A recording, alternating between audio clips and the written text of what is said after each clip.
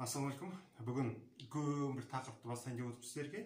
Бүгін осы сабақта нота жайында айтайын деп отырмын. Яғни бүгінгі сабақта нотаның атаулары, нотаның ұзақтығы, пернедегі ноталар және нотаны оқу. Соны бәрін өтеміз бұйырса. Егер де осы сабақ соңына дейін тыңдап, мен айтқан рекомендациялардың бәрін орындап отырсаңыз, кез келген нотаны ашып, кез келген күй нотасын ашып, домбырада орындап кетуге әбден болады. Сондықтан әрбір рекомендациямды орындап, мұқият тыңдасаңыз, ешқандай санда, слухпен де үйреніп керек емес. Нотамен үйрене бересіз кез келген күйді. Ал кетіп бастайық. Біріншісі бағана тағым нота атаулары. Арнайы нота дәптерін сатып алыңыз, немесе осындай 5 сызық сызып алыңыз кез келген дәптерге, бетке.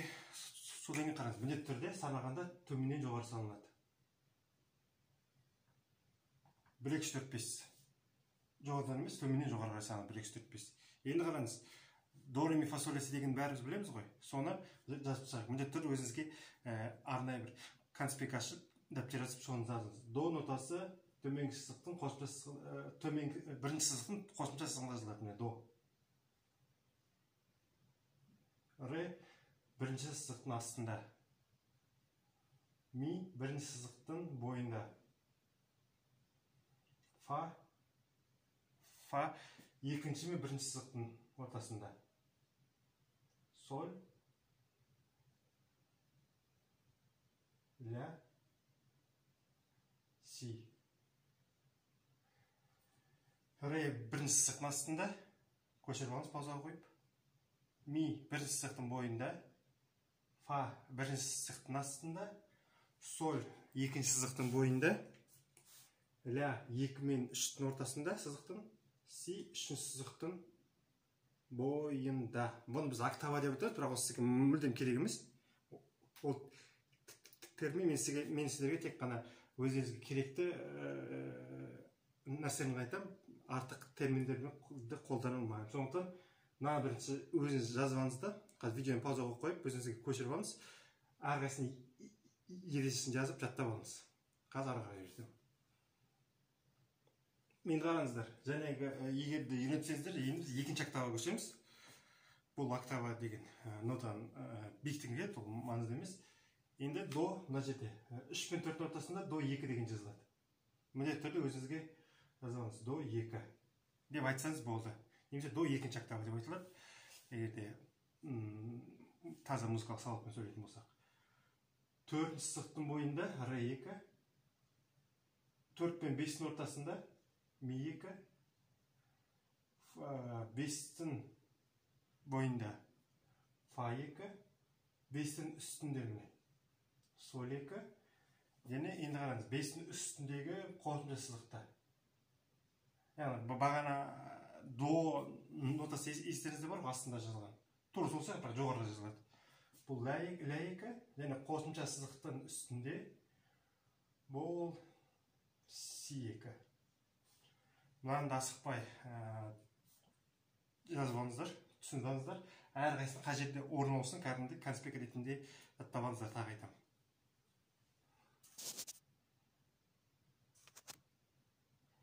Ары қарай кеттік. Әлі тағы бар.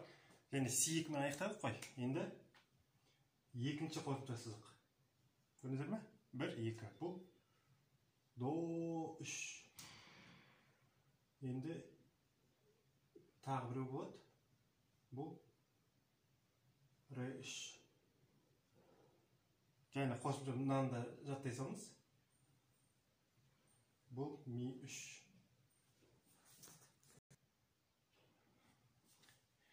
Ми 3. Негізі мына жермен бітеді көбі. 19-ші пернеде. Бірақ мынау сарықа сияқты кейбір келсе, сондықтан артық болмай жаттасаңыз. Ми 3-ші нота. Осымен нота атаулар бітті. Осыны жаттап алыңыз. Ары қарай әзірге бармаңыз. Бірінші осыны жаттап алыңыздар. Сондықтан жақсы өзіме сендім дегенде ары қарай кете берейік. Ал ары қарай кеттік. Біз және до мен ми 3-дің арасында нота атауларын жаттадық. Әрқайсының өзінің орналасу тәртібі бар. Енді нотаның ұзақтығын атаймыз. Яғни сіз мысалы көлікке отырғанда сіз айдасаңыз да, пассажир болсаңыз да, мысалы көлік асықпай жүреді, 40-қа, 60-қа, 80-ге, 100-ге дейін көтеріледі ғой спидометр. Сол сияқты нотаның да ұзақтығы бар. Мен сөйтіп түсіндіремін бұл не дегенде. Мысалы, мынандай бағана өттік қой, солар бүтін нота деп аталады. Бүтін нота. Бүтін нота. Бұны сіз аса бір не істеп керек емес, жаттап кереңіз, бірақ өзіңіз біліп жүріңіз. Мынау жартылық нота. Жартылық. Мынау төрттік немесе ширек. Төрттік немесе ширек деп аталады. Айырмашылығы міне, мына жерде мынандай таяқшасы бар, не нотаның. Мына жерде дәл осынша бірақ іші боялған. Мынау сегіздік. Сегіздік. Жалаушасы бар. Мына жерде екі жалаушасы, бұл 16-лық. 16-лық. Бүтін, жартылық, ширек, сегіздік, 16-лық. Бұның өзінің санауы бар, бірақ мен сіздерге бұлай үйретейін. Егерде бүтін нота болса, бұл асықпай орындалады. Бұл тіпті күйлерде кезбейді деп тоқ сенім айтыламын. Тіпті жоқ, өте асықпай орындалады. Өте асықпай. Жартылық асықпай, жай асықпай. Бұл күй ноталарында бір 1000 күйдің 1-2-інде ғана кездеспесе, ширек бұл орташа. Сегіздік тезірек. Мынау жылдам 16-лық. Мысалы,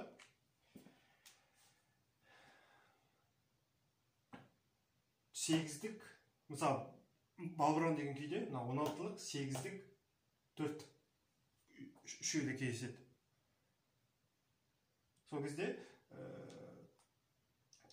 қарасаңыздар, мынау орташа орындалады, мынау тезірек, мынау жылдам орындалады.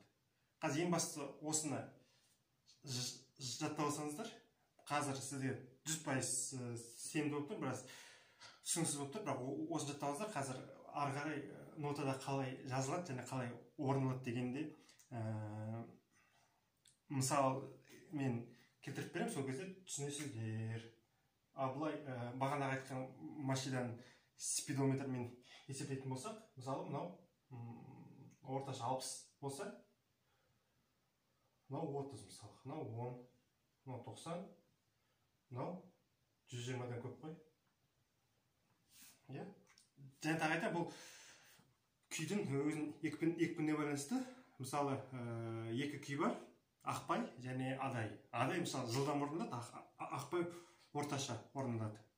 Сонда, мынаның бәрі өзгеріп отырады. Бірақ та, әрқайсының өзінің қолдану реті бар. Білем, біраз қиындау, бірақ осыны жаттап алсаңыз, ары қарай түсінікті болады біраз. Енді, бұл қалай жазылады? Мынау нотаның ұзақтығы. Баған нота ататаулар шарыспаңыздар. Енді мысалы, ля қай жерде жазылады? Екінші мен үшінші бойында. Мысалы, ля. Бұл бүтін нота жаздық. Ляны бүтін нота қылып жаздық. Енді ляны ширек жазу керек. Міне, ширек. Мысалы, ляны 16-лық қылып жазса. Былай, екі үсті. Дәл сондай, мысалы, ми нотасын. Ми жартылық деп жазайықшы. Ми жартылық міне. Енді қараңыздар, егерде сидан жоғары кетсе, онда мына таяқшасы төмен түседі керісінше.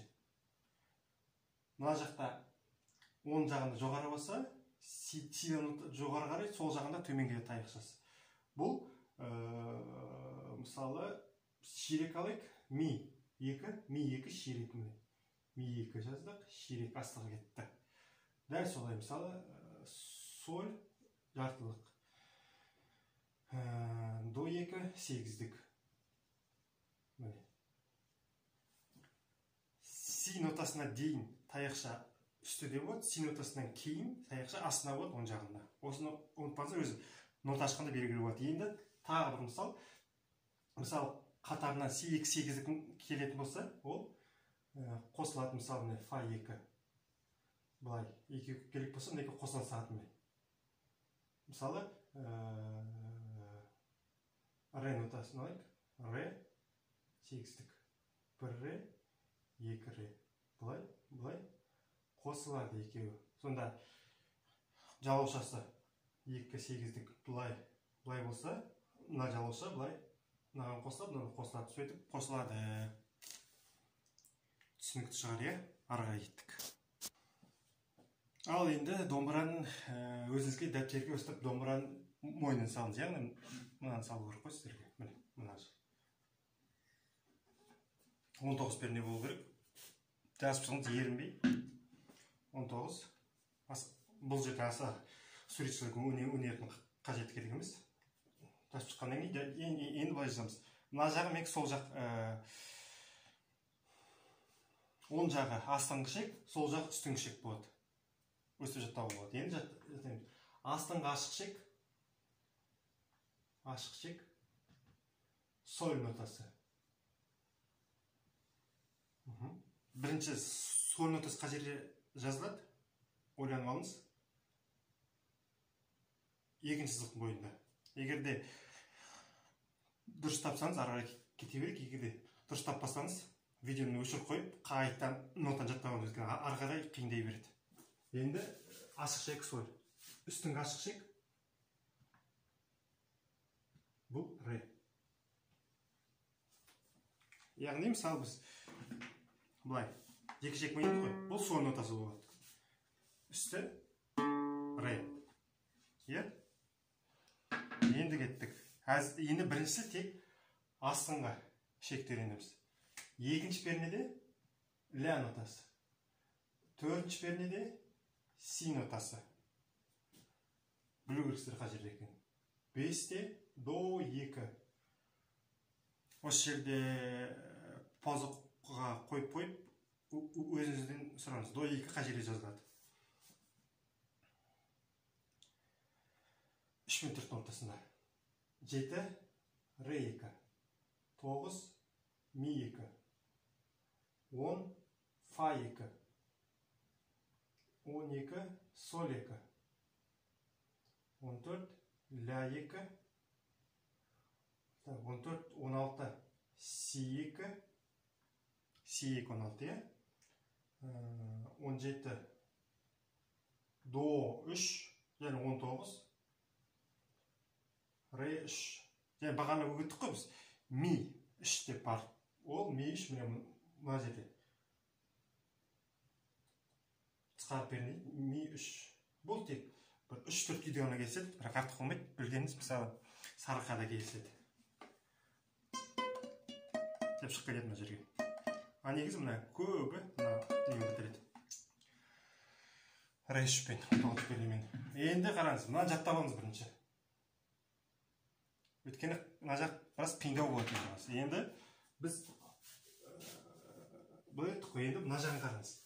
Мына үстіңгі шек мына жағы. Бұл екінші ми болады. Көрдіңіз, мына жақ ля болса, мына жақ ми болады. Мүлдем басқа, иә? Үшінші перне фа болады. Бесінші перне соль болады. Жетінші перне ля болады. 9 си. 10 до 2. Яғни мұнда до 2 бар, мұнда до 2 бар. Екеуі бір нота. Оны қалай ажырату керек екенін кісі кейінірек түсіндірем.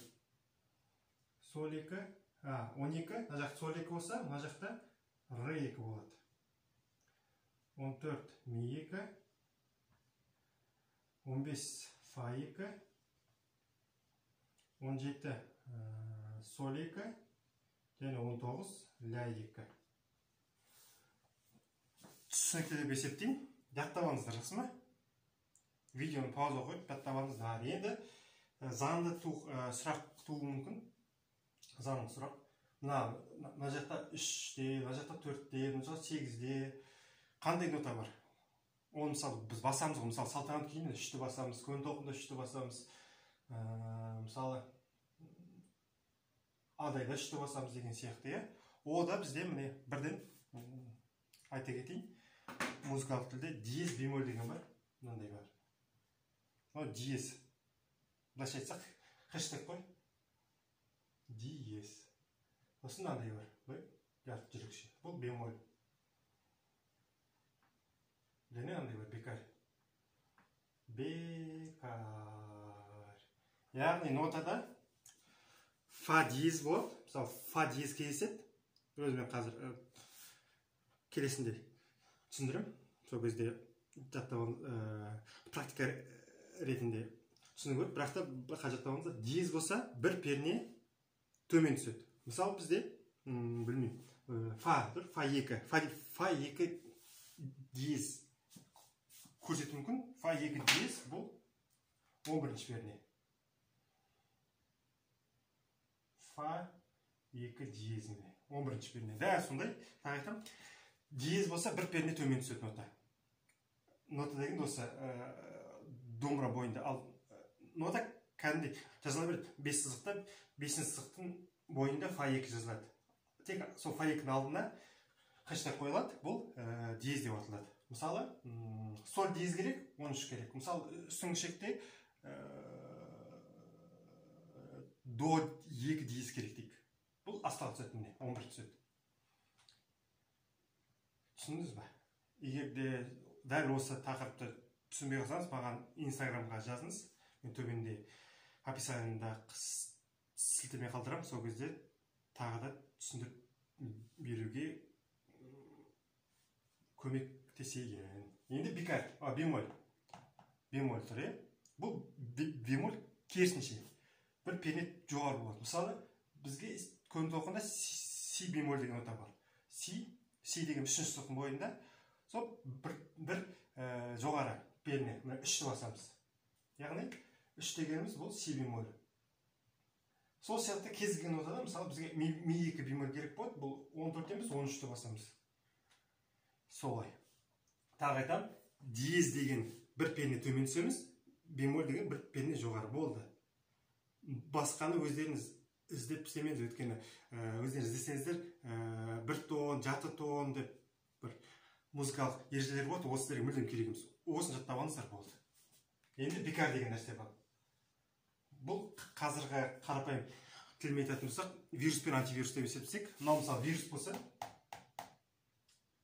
егер де бір нотаның алдында бекар тұрса, бұл наның екінің күшін жояды. Мысалы, си бемольдің алдында бекар тұрса, бұл кәдімгі си болып келеді. Яғни, мына екеуі вирус деп есептесек, мынау антивирус болады. Оны да мысал ретінде түсіндірем. Қайтадан бастайық. Міне 5 сызық қайтадан сыздым. Біраз қисық болып кетті. Тым қажет емес. Мынандай нәрсе болады. Бұны скрипка кілті дейді. Бұл жай дым қатысы жоқ. Сосын мысалы кейде 2-те 4 деп жазылып тұрады, 3-те 4 деп жазылып тұрады. Оны да аса бір қажет санамалы білгенге. Оны есептік керек емес. Енді мысалы бізде адайдың басын алайық. Танып ал адайдың басы. Былай жазылады.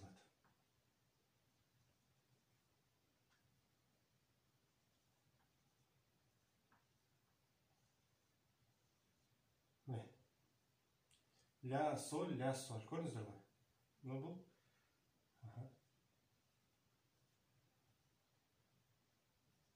Енді қараңыздар.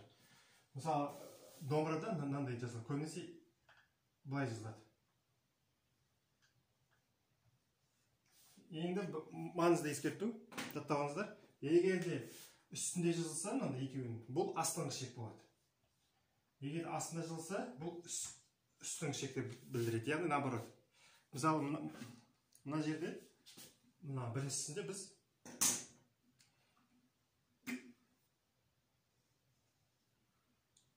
ре және ля нотасын жаздық. Міне, үсті ре ашық, ля нау. Сонда мынау болады. Яғни екеуі бірге тұрса, бір қағысты білдіреді. Енді көпшіліктеріңіз білетін шығарсыздар, егер осы жерге дейін 19 минут, тіпті 20 минутқа дейін шыдап келсеңіздер, онда білу керексіздер өздеріңіз. Мынау төмен қағыс, мынау жоғары қағыстың белгісі. Дәл адайда төмен, жоғары, жоғары, жоғары болады. Мынау төмен, одан кейін төмен болады. мысалы былай кетеді одан кейін.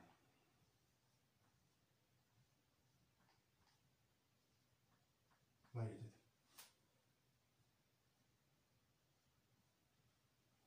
Сонда ля соль ля ля соль. Сонда мысалы міне ля соль ля соль. Ля соль баға айтқандай астына жазылса бұл үстіне жазылса бұл астыңғы шекті білдіреді, ля үстіне жазылса астына жазылса мыналар бұл үстіңгі шекті білдіреді. Егер түсінбесеңіз қайтадан айналдырып өзіңізге тағы бір қарап шығыңыз. Неге оппандай? Біраз ойлансаңыз оппандай. Енді тағы бір нәрсе. Мысалы кейде шертпегейлерде мынандай кездеседі. Бір нота орындау шертпегейлер негізінен. Соны мысалы мынандай болуы мүмкін. Мынандай болуы мүмкін. Мысалы ля біз ереже бойынша үстіге жазған таяқшаны былай кейсуі мүмкін шертпегейлер. Мысалы саржайла, сылқылақ кейбіреулерде бар. Бұл дегеніміз ереже. Үстіге қарап тұр ғой. Бұл астыңғы шекте орнады. Мынау астыға қарап тұр. Штеп дейді таяқшасы. Бұл үстіңгі шекте орнады. Яғни бірінші сиді тартамыз, шертеміз. Мысалы си міне. Сосын ля. Үстіңгі шекте ляны басамыз. Осы ереже бүкіл жерде кездеседі. Және де тек си емес, мысалы до жазылуы мүмкін. Осы мысалы тағы мынандай кездесуі мүмкін. Көп мысалы балбыраун жастар би деген күйде бар, тағы қандай күйде бар. Еске түскен осы енді. Мысалы былай, мынау астына қарап тұрады, мынау үстіге қарап тұрады. Мынаны айтып тұрмын. Бұл дегеніміз соль астыңғы шек, до үстіңгі шек. Соль астыңғы шек, до үстіңгі шек. Мысалы, сонда соль астыңғы шек ашық, до екі үстіңгі шек. Бұл қайсысы? Мынау міне. Осындай. Бәрін айтқан, түсіндірген сияқтым. Енді тағы сұрақтарыңыз болса, егер осы жерге дейін көрсеңіз, өзіңіз жаттасаңыз, маған осы видеоның астына комментарий қалдырыңыз. Мен бәрін көріп шықтым. Енді мысалы адай, балбырауын қай күй. Соған видео түсіндірме сабағын жазып көрсетсеңіз деген өтініш қалдырсаңыздар, талдап көрейік болашақта. Сол.